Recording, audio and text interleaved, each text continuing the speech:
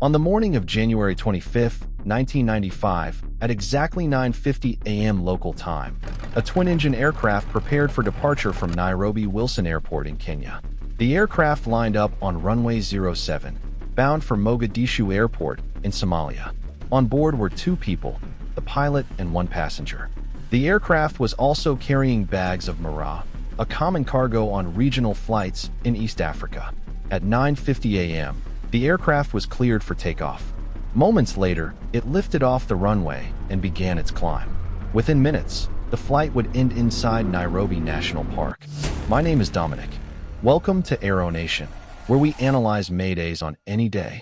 The aircraft involved was a Piper PA-31 T-140, registration 5 Yankee Uniform Alpha Charlie. It was a 6-seat, twin-engine aircraft manufactured in 1983 and operated by United Airlines.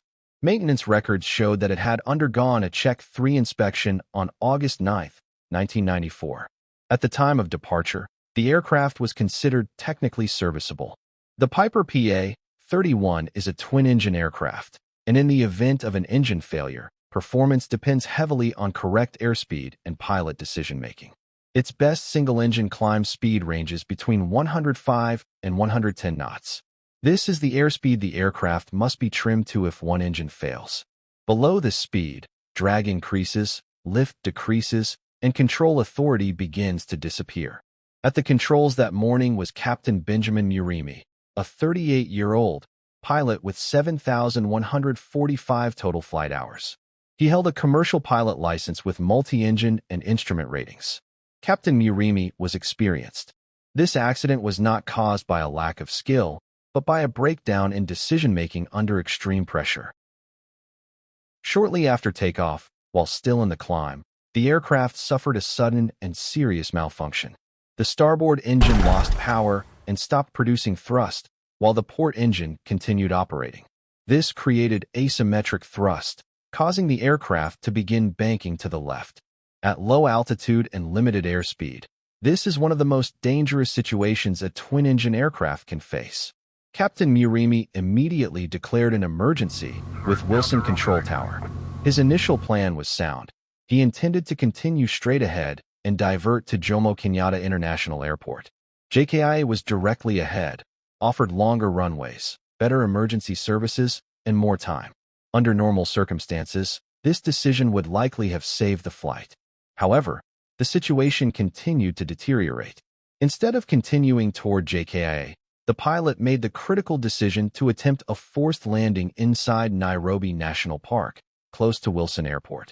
This choice removed the advantages of altitude, time, and runway length, committing the aircraft to a low-level emergency.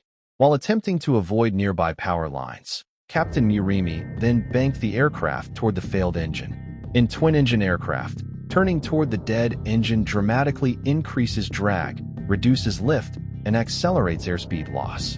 The aircraft was now below its optimal single-engine speed.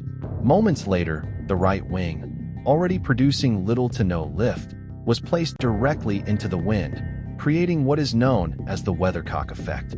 The aircraft's nose was forced into the wind while drag increased further.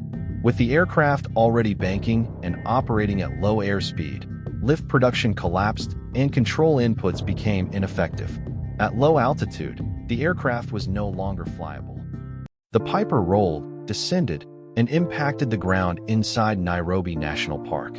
The right wing struck first, and the aircraft burst into flames on impact. Both occupants were killed instantly. Investigators later determined that runway length was not a factor. Wilson Airport's runway 07 measured 1,463 meters, and runway 14 measured 1,558 meters, both sufficient for departure. The investigation then focused on the engine failure.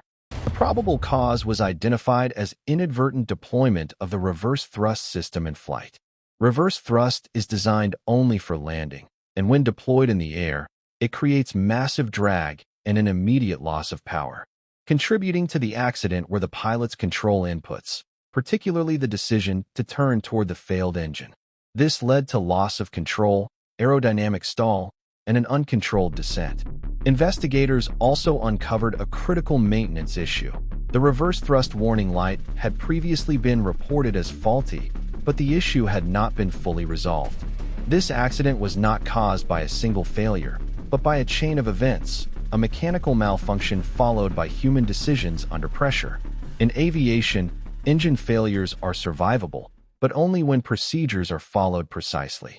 At low altitude, there is no margin for instinct, only training. Thank you for watching Aeronation. Until next time, remember, a mayday can happen on any day.